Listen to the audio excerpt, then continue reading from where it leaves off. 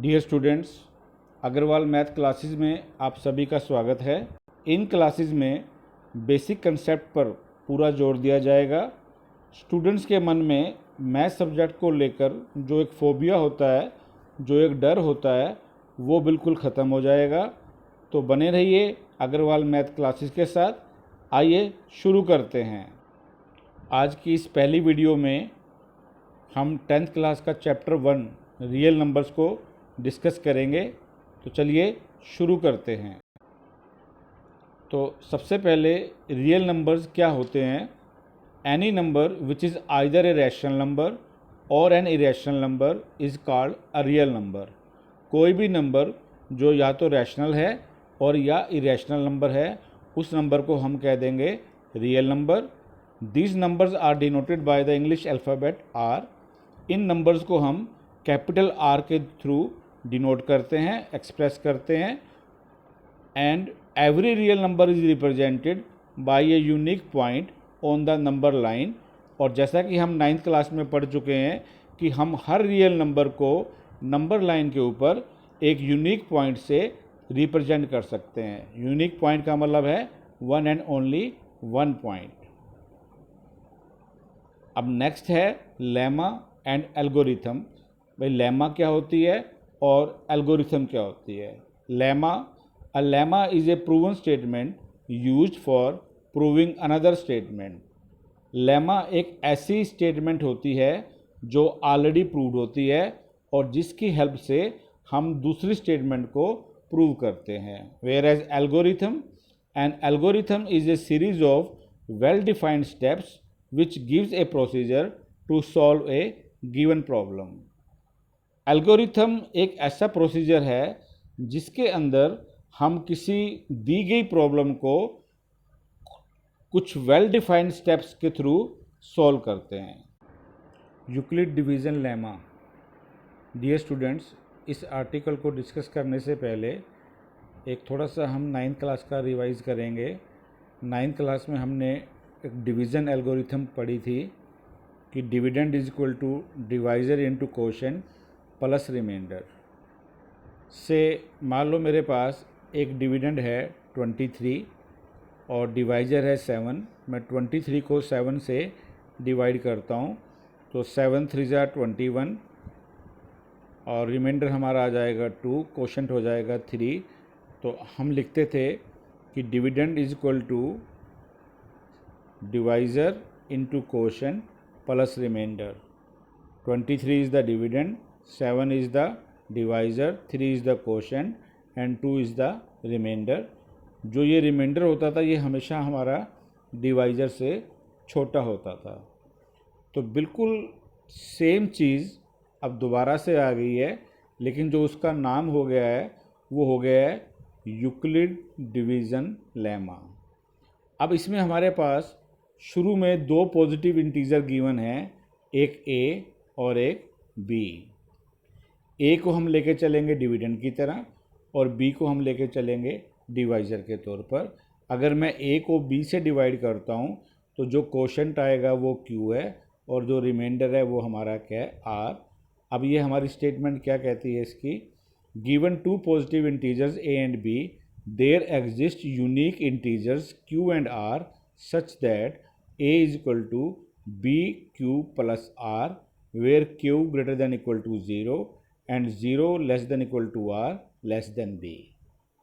अगर हमारे पास दो पॉजिटिव इंटीजर्स a और b हैं तो हमारे पास दो unique means one and only one ऐसे इंटीजर्स q और r होंगे ताकि a is equal to b into Q plus r।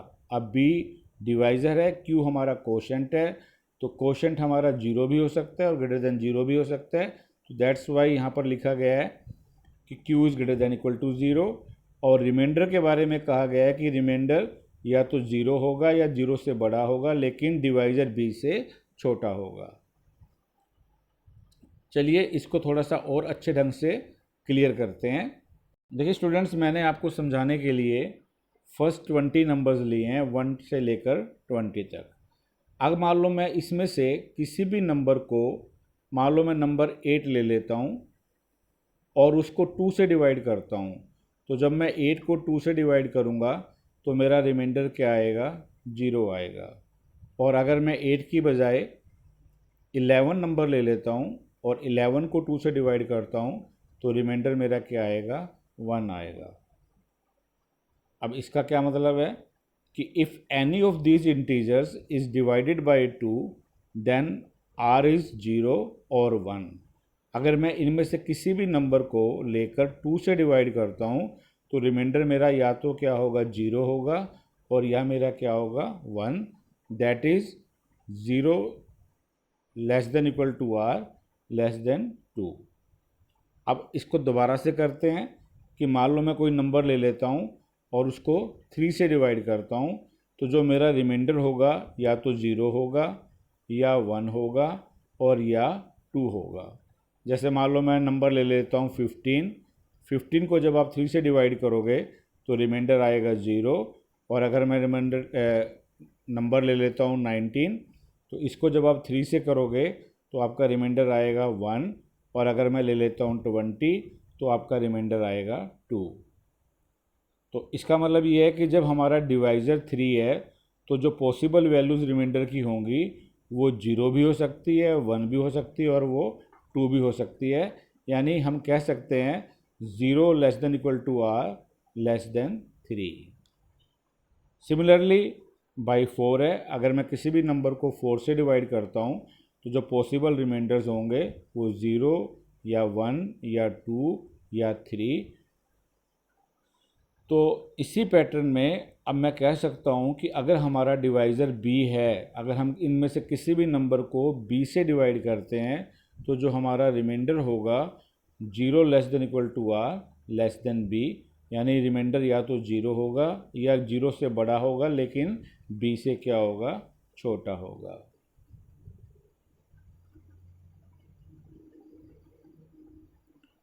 Next article है HCF और GCD, हाईएस्ट कॉमन फैक्टर और ग्रेटेस्ट कॉमन डिवाइज़र। ये भी आपकी पहली क्लासेस की रिवीजन है। हाईएस्ट कॉमन फैक्टर और ग्रेटेस्ट कॉमन डिवाइज़र HCF और GCD of two positive integers a and b is the largest positive integer d which divides both a and b। अगर हमारे पास दो पॉजिटिव इंटीजर्स a और b हैं तो जो उनका HCF या जिसका दूसरा नाम है GCD वो सबसे बड़ा पॉजिटिव इंटीजर d होगा जो a और b दोनों को डिवाइड करता है। अब आपको समझाने के लिए मैंने एग्जांपल लिया है से HCF ऑफ 8 and 12 कि 8 और 12 का HCF क्या होगा। तो इधर मैं लिख रहा हूँ इंटीजर और इधर मैं इनके लिख रहा हूँ डिवाइज़र। तो 8 को कौन कौन डिवाइड करेगा, जो 8 के डिवाइज़र होंगे वो होंगे 1, 2, 4 और 8। सिमिलरली जो 12 के डिवाइज़र होंगे दैट विल बी 1, 2, 3, 4, 6 और 12। अब इन डिवाइज़र में जो कॉमन है वो 1 भी कॉमन है, वो 2 भी कॉमन है और वो आपका 4 भी कॉमन है। तो जो लार्जेस्ट डिवाइज़र कॉमन है वो 4 है। तो इसका मतलब इन दोनों का HCF क्या हो जाएगा, 4 हो जाएगा।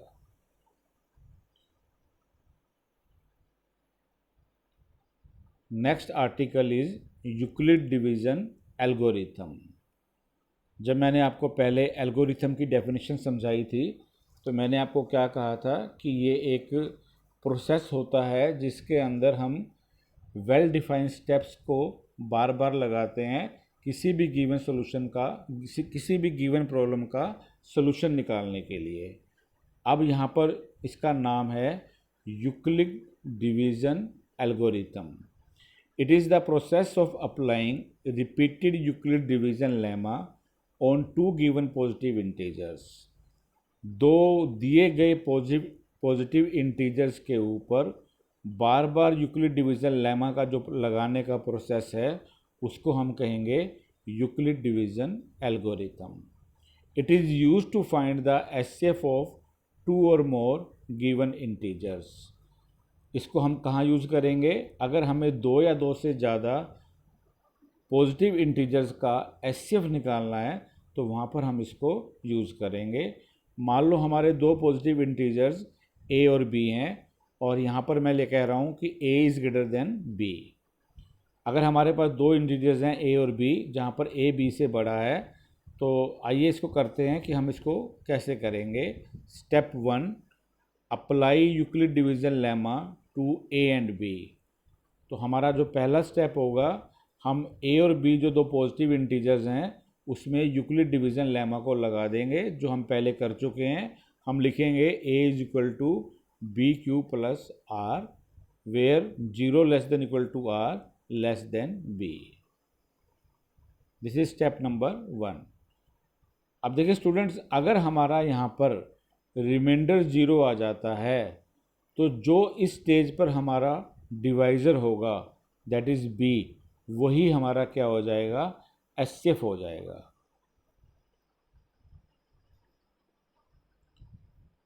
If R is equal to 0 then B is the HCF of A and B.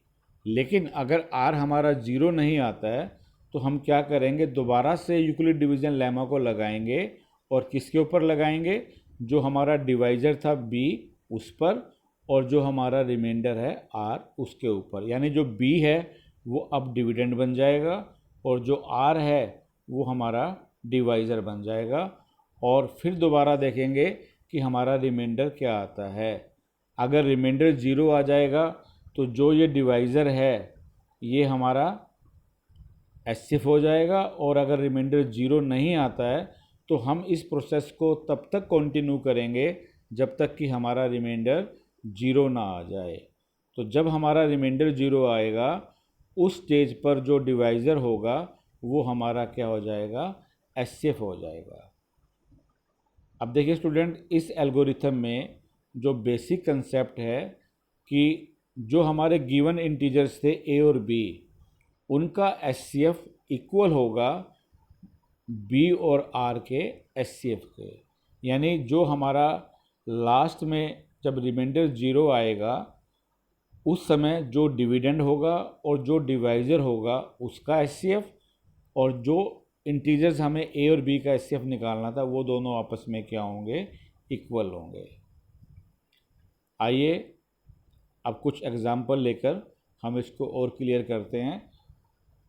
जो फर्स्ट एग्जाम्पल मैंने लिया है इसमें 4 और 12 का हमें एचसीएफ निकालना है। तो 12 को मैं कंसिडर करूँगा एज ए और 4 को मैं कंसिडर करूँगा एज बी। तो मैंने 4 को डिवाइड किया, 12 को डिवाइड किया बाई 4, कोशेंट आया 3 और हमारा रिमाइंडर क्या आ गया, 0। तो इसमें हमारा एक ही स्टेप बनेगा कि 12 is equal to 4 into 3 plus 0, that is dividend A is equal to 12, B divisor is equal to 4, Q is equal to 3 and remainder R is equal to 0। अब क्योंकि हमारा यहाँ पर रिमाइंडर क्या आ गया, 0, तो हम कहेंगे HCF of 4 and 12 is equal to 4। ये मैंने एक ऐसा एग्जाम्पल लिया है जिसमें सिर्फ एक ही स्टेप बनता है। अब सेकंड एग्जाम्पल लेते हैं, एचसीएफ ऑफ 8 एंड 12। तो स्टेप 1 में क्या आएगा, A will be 12, B will be 8। जब आप 12 को 8 से डिवाइड करोगे तो कोशेंट हो जाएगा 1 और हमारा जो रिमाइंडर आएगा दैट विल बी 4। तो हम लिखेंगे 12 is equal to 8 into 1 plus 4। ये हमारा पहला स्टेप है। अब क्योंकि इसमें हमारा रिमाइंडर 0 नहीं आया है तो अब हम क्या करेंगे, जो हमारे दो नंबर्स होंगे या दो इंटीजर्स होंगे दैट विल बी 8 एंड 4। अब हम 8 को डिवाइड करेंगे 4 से और 2 पे चला जाएगा और रिमाइंडर हमारा क्या आ जाएगा, 0। तो सेकंड स्टेप बन जाएगा 8 is equal to 4 into 2 plus 0। अब क्योंकि यहाँ पर हमारा रिमाइंडर 0 आ गया है तो इस स्टेज पर जो हमारा डिवाइज़र है यानी 4, वो हमारा क्या हो जाएगा, एचसीएफ हो जाएगा। तो HCF of 8 and 12 is equal to 4। अब देखिए जो मैंने कंसेप्ट कहा था हमारे गिवन इंटीजर्स से 8 एंड 12, तो एचसीएफ ऑफ 12 और 8 is equal to HCF of 8 and 4, जो कि हमारा सेकंड स्टेप था। चलिए एक एग्जांपल और लेते हैं, एचसीएफ ऑफ 42 एंड 455। अब जो ग्रेटर नंबर है उसको हम ए की तौर पर लेंगे और जो स्मॉलर नंबर है उसको हम बी डिवाइज़र के तौर पर लेंगे। तो 455 को हम डिवाइड करेंगे 42 से।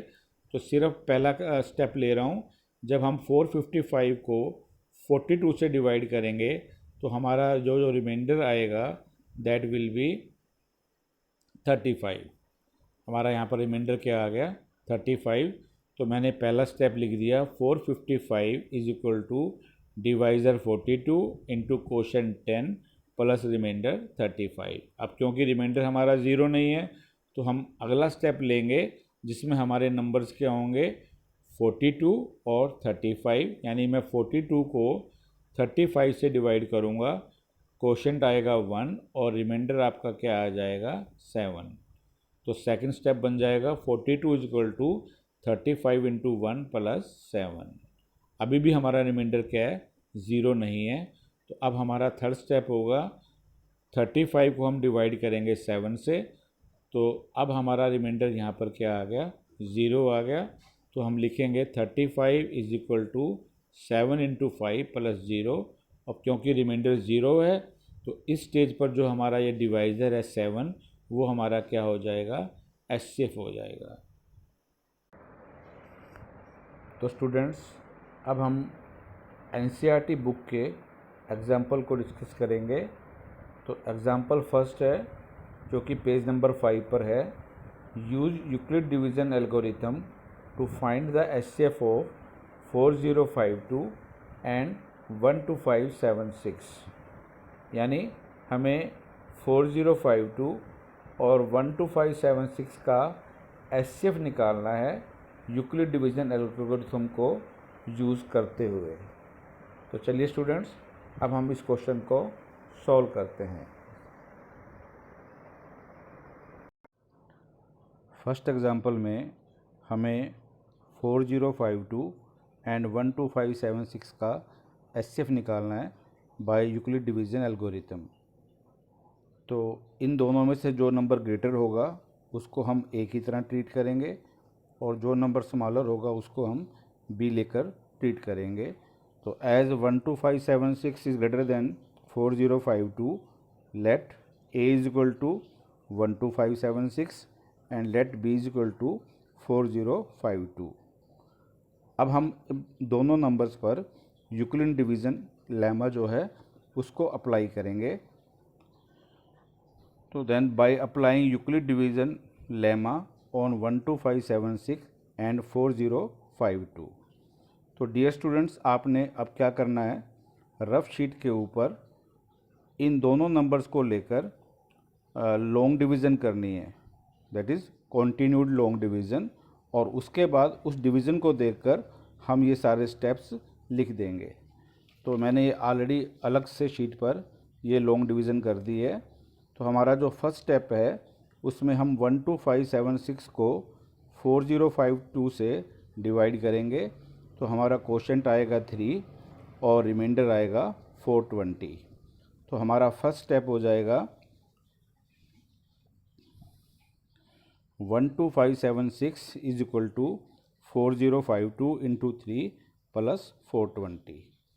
अब क्योंकि जो हमारा रिमाइंडर आया है that is not equal to zero, तो इसका मतलब है हमें दोबारा से फिर यूक्लिड डिवीज़न लेमा अप्लाई करना पड़ेगा। लेकिन जो अब हम यूक्लिड डिवीज़न लेमा लगाएंगे वो किसके ऊपर लगाएंगे, 4052 एंड 420। तो सेकंड स्टेप में 4052 हमारा डिविडेंड हो गया एंड 420 हमारा क्या हो गया डिवाइज़र। इस केस में क्वोशंट आया 9 एंड रिमाइंडर इज 272। तो हमने यहाँ से सेकंड स्टेप को कॉपी कर देना है। तो सेकंड स्टेप हमारा हो जाएगा 4052 is equal to 420 into 9 plus 272। तो स्टूडेंट्स हमें ये तब तक कंटिन्यू करना है जब तक कि हमारा रिमाइंडर ज़ीरो ना आ जाए। तो जो मैंने ये लॉन्ग डिवीज़न की है इसमें 7 स्टेप्स के बाद हमारा जो रिमाइंडर है वो ज़ीरो आ रहा है।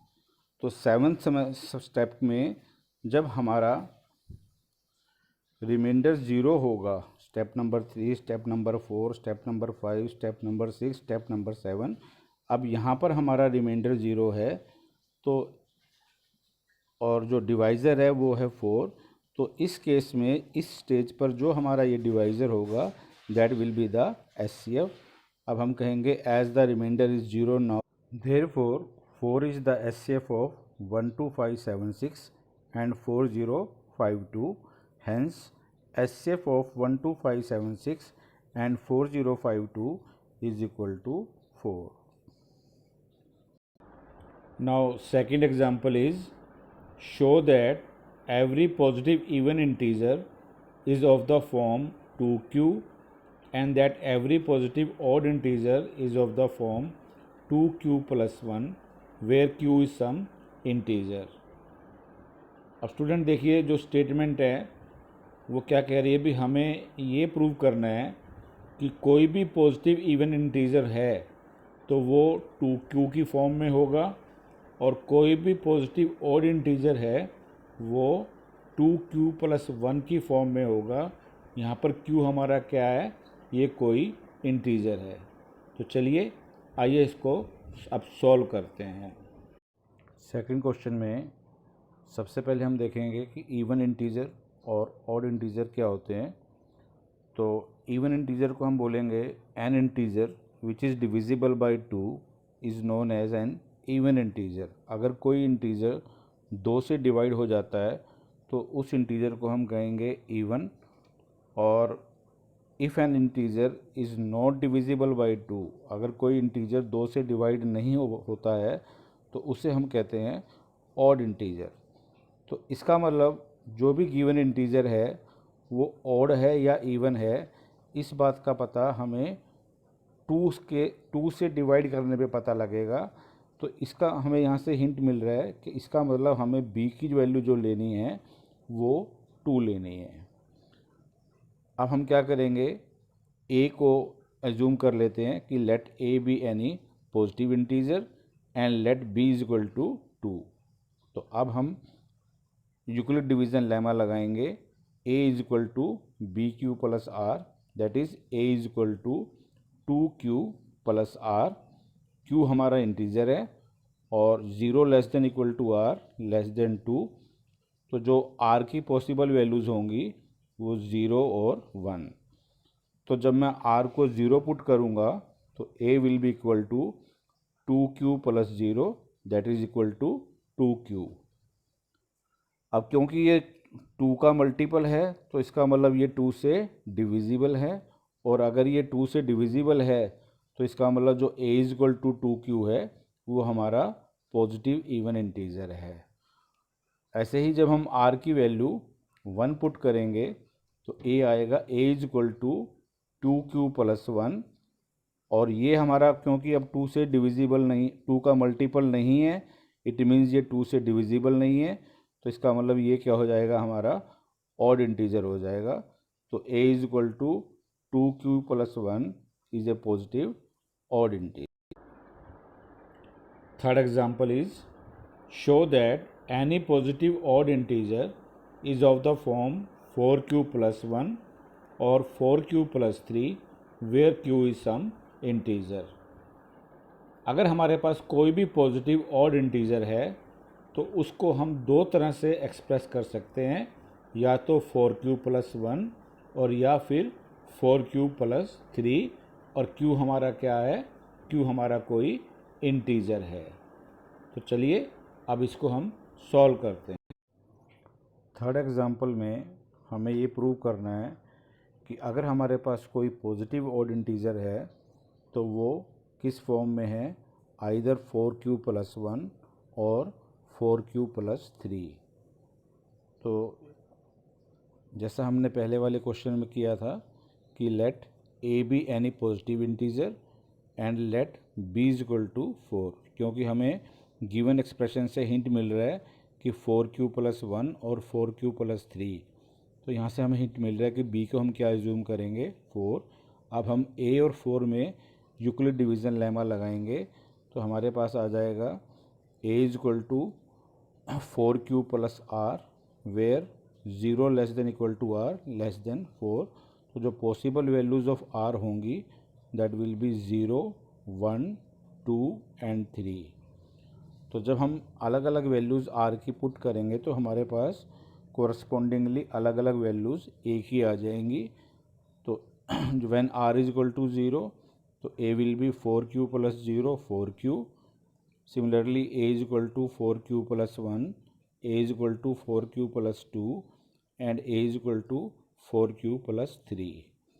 अब जो ये एक्सप्रेशंस आए इसमें से एक 4q और एक 4q प्लस 2। अब ये जो दोनों एक्सप्रेशंस हैं ये अगर हम इनमें से 2 कॉमन ले लेते हैं तो ये दोनों के दोनों एक्सप्रेशंस 2 के मल्टीपल हो जाएंगे, और क्योंकि ये 2 के मल्टीपल हैं तो 2 से डिविजिबल हो जाएंगे, तो ये दोनों हमारे क्या हो जाएंगे, इवन इंटीजर हो जाएंगे। लेकिन क्वेश्चन में जो हमसे पूछा गया है वो पॉजिटिव ऑड इंटीजर पूछा गया है, तो इसका मतलब जो पॉसिबल वैल्यूज़ थी ये वाली वैल्यू भी रिजेक्ट हो जाएगी और ये वाली वैल्यू भी हमारी क्या हो जाएगी, रिजेक्ट हो जाएगी। तो एक पॉसिबल वैल्यू ये बचेगी और दूसरी वाली हमारी ये बचेगी। Therefore any positive odd integer is of the form 4q plus 1 और 4q plus 3 where q is some integer. अब हमारा फोर्थ एग्जाम्पल है, अ स्वीट सेलर हैज़ 420 काजू बर्फीज and 130 badam burfis. She wants to stack them in such a way that each stack has the same number and they take the least area of the tray. What is the number of that can be placed in each stack for this purpose? देखिए students, इसमें हमारे पास एक sweet seller है जो कि lady है और उसके पास 420 तो काजू की बर्फ़ी हैं और 130 बादाम की बर्फीज़ हैं। अब वो जो लेडी है इन बर्फीज़ को स्टैक मीन्स अरेंज करना चाह रही है, हम लाइंस में लगा देते हैं, ऐसे इन बर्फीज़ को अरेंज करना चाह रही है।